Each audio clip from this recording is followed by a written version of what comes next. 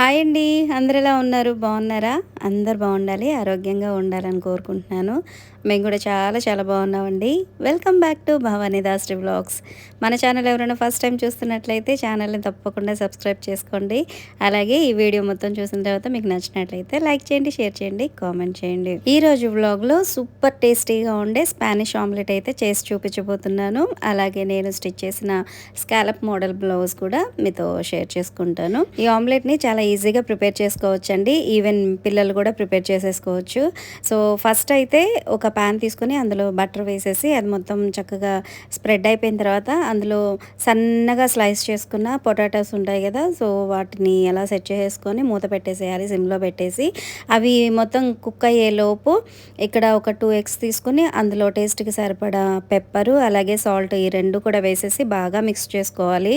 యాక్చువల్గా ఇందులో పాలకూర కూడా సన్నగా తరిగి వేసుకోవాలండి. ఈ స్పానిష్ ఆమ్లెట్లో కంపల్సరీ వేసుకుంటారు. సో ఇప్పుడు నాకు అది అవైలబుల్గా లేదు కాబట్టి నేను వేయలేదు. తర్వాత ఇక్కడ మనం ముందుగా ఈ పొటాటోస్ స్లైసెస్ వేసుకున్నాం కదా, వాటిని జాగ్రత్తగా తిరగేసాను. దాని మీద టేస్ట్కి సరిపడా ఉప్పు, కారం అలాగే మనం ముందుగా బీట్ చేసి పెట్టుకున్నాం కదా ఎగ్ మిశ్రమం, అది వేసేసి దాని మీద మన టేస్ట్కి సరిపడా చిల్లీ ఫ్లేక్స్ అలాగే ఆరిగానో కూడా వేసాను. సో ఇవన్నీ కూడా మన టేస్ట్కి సరిపడా వేసుకోవాలండి. మీరు స్పైస్ ఎక్కువగా తింటాను అని అంటే కొంచెం ఈ చిల్లీ ఫ్లేక్స్ అనేవి కొంచెం ఎక్కువగా యాడ్ చేసుకోవచ్చు.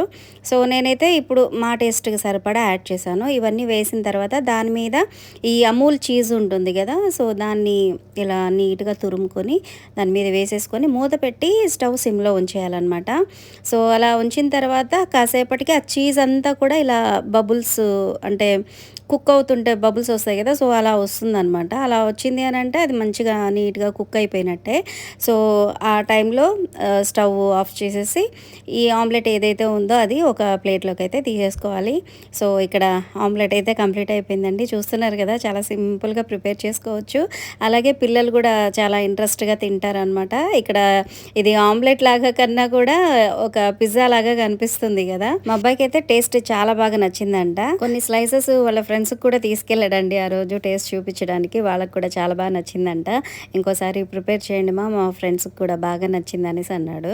సో నిజంగా చాలా టేస్టీగా ఉంటుందండి. అందులో చీజ్, బటర్ అవన్నీ కూడా వేసాం కాబట్టి పిల్లలకి ఇంకా చాలా బాగా నచ్చుతుంది. ఇందులో ఓన్లీ ఎగ్సే కాకుండా పొటాటో స్లైసెస్ కూడా వేసాం కాబట్టి స్టమక్ ఫుల్గా ఉంటుంది అనమాట. ఎక్కువసేపు ఆకలి కూడా వేయదు. సో ఈ ప్రాసెస్ అనేది చూసారు కదా, మీరు కూడా ఒకసారి ట్రై చేయండి, మీకు డెఫినెట్గా నచ్చుతుంది. ఇక ఇక్కడ వచ్చేసి నేను మా వారు మార్నింగ్ బ్రేక్ఫాస్ట్గా పెరుగన్నం అయితే తినేస్తున్నామండి. ఇందాక మా అబ్బాయికి ఆమ్లెట్ వేసి ఇచ్చాం కదా, సో మేమైతే మార్నింగ్ కర్డ్ రైస్ అయితే తింటున్నాము. రాత్రి కొంచెం అన్నం మిగిలిపోతే అందులోనే పాలు పెరుగు వేసేసి తోడు పెట్టేశాను అనమాట. సో అదే మార్నింగ్ బ్రేక్ఫాస్ట్గా మేము తినేస్తున్నాము. ఇక మా అబ్బాయికి లంచ్ బాక్స్లోకి ఎగ్ కర్రీ అయితే ప్రిపేర్ చేశానండి. ఈ ఎగ్ కర్రీలో మార్నింగ్ స్పానిష్ ఆమ్లెట్ కోసం కట్ చేసుకున్న ఈ పొటాటో స్లైసెస్ ఉన్నాయి కదండి, వాటిని కూడా ఈ కర్రీలో మిక్స్ చేసేసాను అనమాట, వేస్ట్ చేయకుండా. సో టేస్ట్ అయితే బాగుండింది. మా అబ్బాయి లంచ్ బాక్స్కి కర్రీ అయితే రెడీ అయిపోయిందండి. తనకి లంచ్ బాక్స్ కూడా పెట్టేశాను. ఈరోజు స్నాక్గా ఇంట్లో స్వీట్స్ అయితే ఉన్నాయన్నమాట. ఇది ఘీ మైసూర్ పాక్ అంటారు కదా, అది ఉంది. అలాగే బూందీ లడ్డు ఉంటుంది కదా, సో అవి రెండు ఉన్నాయి. అవి రెండు కూడా స్నాక్స్ కోసం నేను ఒక చిన్న బాక్స్లో అయితే ఇచ్చి పంపించేశాను. ఇక ఇప్పుడైతే నేను వీడియో స్టార్టింగ్లో చెప్పినట్టుగా స్కాలప్ డిజైన్ బ్లౌజ్ అయితే చూపించబోతున్నానండి. స్కాలప్ డిజైన్ బ్లౌజెస్కి టైం టేకింగ్ ఎక్కువ అండి. ఎందుకంటే స్కాలప్ డిజైన్ ఏదైతే ఉంటుందో అది మనం ఫస్ట్ బక్రం పేపర్ మీద డ్రా చేసుకోవాలి. ఆ డ్రా చేసుకున్న దాన్ని మళ్ళీ లైనింగ్ మీద మనం ఐరన్ చేసేసుకోవాలి. ఐరన్ చేసుకున్న తర్వాత మెయిన్ ఫ్యాబ్రిక్ మీద పెట్టి స్టిచ్ చేసుకోవాలి. సో ఇక్కడ ఈ స్కాలప్ డిజైన్ మనం డ్రా చేసుకోవడానికి ఇక్కడ నేను చూపిస్తున్న ఈ స్కేల్ ఏదైతే ఉందో ఇది చాలా బాగా యూజ్ అవుతుందండి. ఈ స్కేల్ కి కింద వైపు పెద్ద కర్వ్స్ ఉంటాయండి, పైన వైపు చిన్నగా ఉంటాయి అన్నమాట. ఈ కింద వైపు ఉన్న ఈ పెద్ద కర్వ్స్ ఏవైతే ఉన్నాయో ఇవి బ్లౌజెస్ కి వాటికి చాలా బాగా సూట్ అవుతాయి అన్నమాట. అంటే కరెక్ట్గా ఉంటాయి, మరి పెద్దగా ఉండకుండా మరి చిన్నగా ఉండకుండా కరెక్ట్గా ఉంటుంది అనమాట. అలాగే పైన వైపు ఇచ్చిన చిన్న కర్వ్స్ వచ్చేసి మనం డ్రెస్సెస్కి వాటికి నెక్కి వాటికి లేదంటే హ్యాండ్స్ డిజైన్కి యూస్ చేసుకోవచ్చు. సో ఇక్కడైతే ఈ స్కాలప్ డిజైన్ నేను డ్రా చేసేసుకుని ఆ బక్రం పేపర్ ఏదైతే ఉందో అది లైనింగ్ మీద పెట్టేసి ఇలా ఐరన్ చేసేసుకుంటున్నాను. ఇలా ఐరన్ చేసేసుకుంటే అది చక్కగా నీట్గా స్టిక్ అయిపోతుందండి. స్టిక్ అయిపోయిన తర్వాత ఆ షేప్ ఏదైతే ఉందో ఆ షేప్కి అవతలకి జస్ట్ ఒక 1/2 ఇంచ్ గ్యాప్ ఉంచేసి నీట్గా కట్ చేసేసుకోవాలి. తర్వాత ఇక్కడ నేను మీకు చూపిస్తున్నది వచ్చేసి హ్యాండ్ డిజైన్ అనమాట. హ్యాండ్స్కి ఇలాగా స్ట్రైట్గా లైన్ లాగా మనం కట్ చేసుకోవాలి. హ్యాండ్స్ స్టిచ్ చేసేటప్పుడే కొంచెం టైం ఎక్కువగా పడుతుందండి. నెక్ వాటికన్నా కూడా హ్యాండ్ లెంత్ అనేది ఎక్కువగా ఉంటుంది కాబట్టి వెడల్పు, సో కొంచెం టైం ఎక్కువ పడుతుంది. సో అందుకని నేను ఇక్కడ ఫస్ట్ అయితే హ్యాండ్ డిజైన్ మాత్రం ఫస్ట్ కుట్టేసేస్తున్నాను. ఇదంతా కూడా చిన్న కుట్టు పెట్టేసి మొత్తం అంతా స్టిచ్ చేసేసిన తర్వాత జస్ట్ ఒక 1/2 ఇంచ్ కన్నా కూడా కొంచెం మాత్రం గ్యాప్ ఉంచేసి కట్ చేసేసుకొని అక్కడక్కడ చిన్న చిన్న కటింగ్స్ లాగా ఇచ్చేసి, అంటే కర్వ్స్ ఉంటాయి కదండి, ఆ ప్లేసెస్ అంతా కూడా చిన్న చిన్న కటింగ్ ఇచ్చేసి వాటిని నీట్గా ఇలా రివర్స్ చేసేసుకొని దాని మీద ఒక సన్న స్టిచ్ వేసేసుకోవాలన్నమాట. అలా వేసుకుంటే అది నీట్గా, అంటే ఆ కర్వ్స్ షేప్ అనేది చాలా నీట్గా కనిపిస్తుంది అనమాట. సో ఇది మొత్తం ఫైనల్గా అయిపోయిన తర్వాత నేను ఇంకా క్లియర్గా మీకు ఎక్స్ప్లెయిన్ చేస్తాను.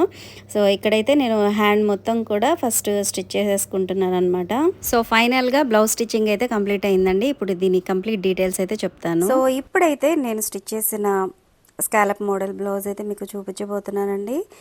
ఇక్కడ హ్యాండ్స్కి చూసారా ఎంత నీట్ ఫినిషింగ్ అయితే వచ్చిందో. అలాగే స్టిచ్ కూడా మీరు అబ్జర్వ్ చేసినట్లయితే చాలా చిన్నగా స్టిచ్ చేస్తాను నేను.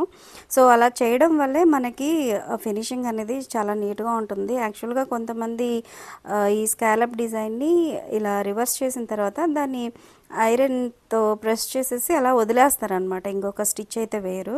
సో అలా వేయడం వల్ల ఏంటంటే మనం ఒక 2-3 వాషులు వేసిన తర్వాత ఇక్కడ కింద మనం బక్రం ఏదైతే వేసామో అదంతా కూడా ఫోల్డ్ అయిపోయినట్టుగా ఉంటుందన్నమాట.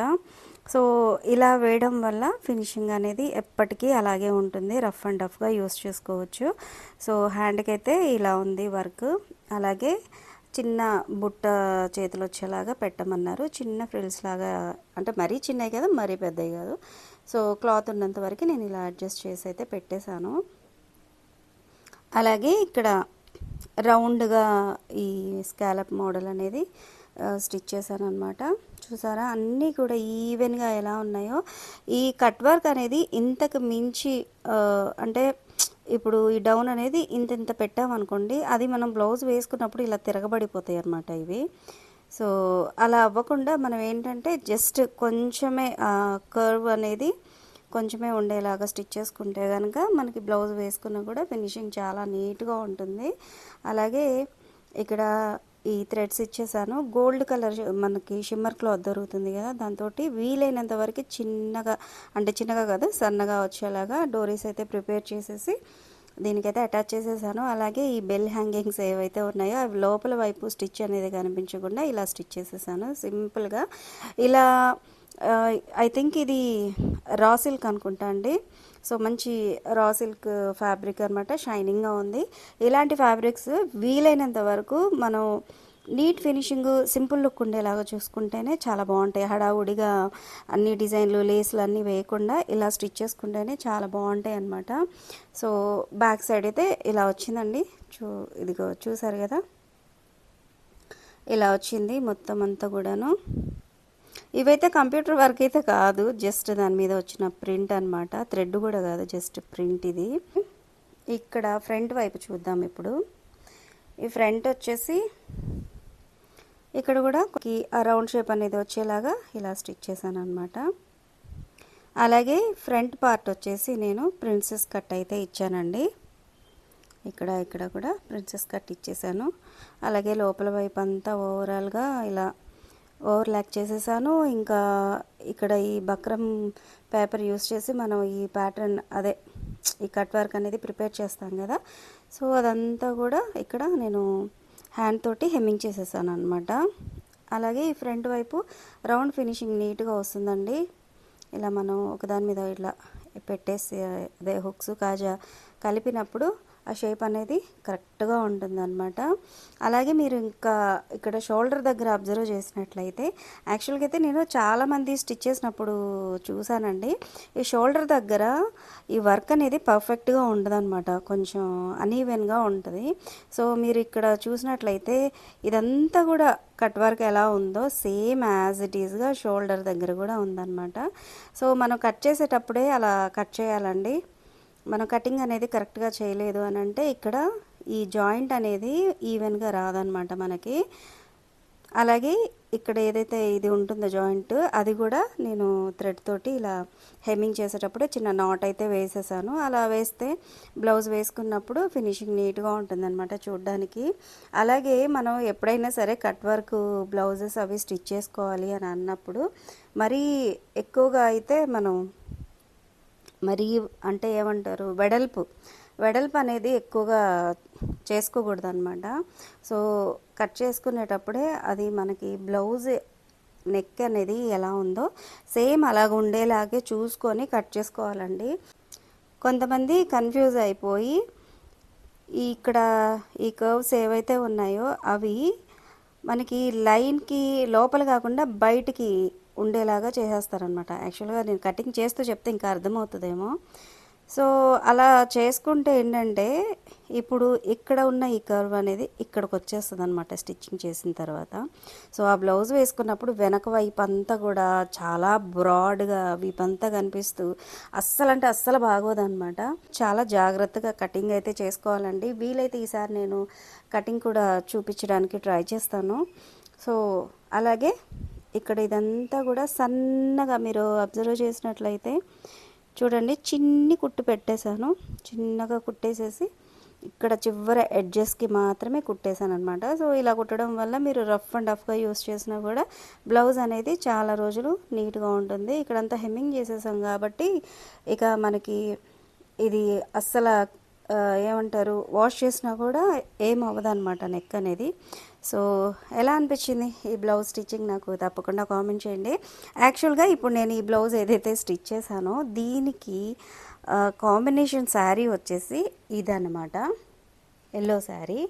సో ఈ ఎల్లో శారీ ఏదైతే ఉందో చాలా బాగుందండి. మామిడి పండు రంగు అంటారు కదా, సో ఆ కలర్ అనమాట. మంచిగా బార్డర్ ఇచ్చారు, అలాగే ఇక్కడ వర్క్ అంతా నీట్గా చాలా బాగుంది. సో దానికి సిమిలర్గానే బ్లౌజ్ అనేది ఇవ్వడం జరిగింది అనమాట. సో చూసారు కదా, సేమ్ సిమిలర్ ఉంది. కాకపోతే ఇది మనకి సాటిన్ క్లాత్ ఏదైతే ఉంటుందో సో అలాగా షైనింగ్గా ఉంది. సో వాళ్ళు ఇది స్టిచ్ చేయించుకున్న వాళ్ళు ఎవరైతే ఉన్నారో వాళ్ళకి ఇలా సేమ్ సెల్ఫ్ కలర్ అనేది ఇష్టం లేదనమాట బ్లౌజు. సో అందుకనేసి బ్లౌజ్ పీస్ వరకు కట్ చేసి పక్కన పెట్టేకున్నారు. దానికి కాంబినేషన్గా ఇదైతే తెచ్చుకున్నారనమాట. సో ఈ బ్లౌజ్ అనేది ఈ శారీ మీదకి కలర్ కాంబినేషన్ చాలా అంటే చాలా బాగుంది. ఒకసారి ఈ శారీ మీద ఇది పెట్టి చూపిస్తాను చూడండి. మంచి మామిడిపండు రంగు శారీకి బచ్చల పండు రంగు బ్లౌజ్ కాంబినేషన్ అనేది చాలా బాగుంది చూడడానికి. సో ఇలా చూసిన దానికన్నా కూడా బ్లౌజ్ అదే శారీ వేసుకున్నప్పుడు ఇంకా బాగుంటుంది అనమాట. సో స్టిచ్చింగ్ అలాగే ఫినిషింగ్ మీకు ఎలా అనిపించిందో నాకు తప్పకుండా కామెంట్. సో ఫ్రెండ్స్, ఇవ్వండి ఈ బ్లాగ్లో నేను మీతో షేర్ చేసుకోవాలనుకున్నవి స్పానిష్ ఆమ్లెట్ అలాగే స్కాలప్ డిజైన్ బ్లౌజ్ అనమాట. సో స్పానిష్ ఆమ్లెట్ అయితే మీరు డెఫినెట్గా ట్రై చేయండి, మీ పిల్లలకి పెట్టండి, చాలా బాగా నచ్చుతుంది పిల్లలకి అయితే. అలాగే ఈ స్కాలప్ డిజైన్ కటింగ్ అనేది నేను మీకు చూపించడానికి డెఫినెట్గా ట్రై చేస్తాను. అంటే కొంచెం టైం టేకింగ్ అండి, లెంత్ ఎక్కువ అవుతుందని నేను ట్రై చేయట్లేదు అనమాట. సో ఈసారి డెఫినెట్గా ట్రై చేస్తాను. ఐ హోప్ ఈ వ్లాగ్ మీకు నచ్చిందని అనుకుంటున్నానండి. మీకు నచ్చినట్లయితే డెఫినెట్గా లైక్ చేయండి, షేర్ చేయండి, కామెంట్ చేయండి. మరొక మంచి వ్లాగ్తో మళ్ళీ కలుద్దాం. Keep watching Bhavani Das vlogs. Thanks for watching. Bye.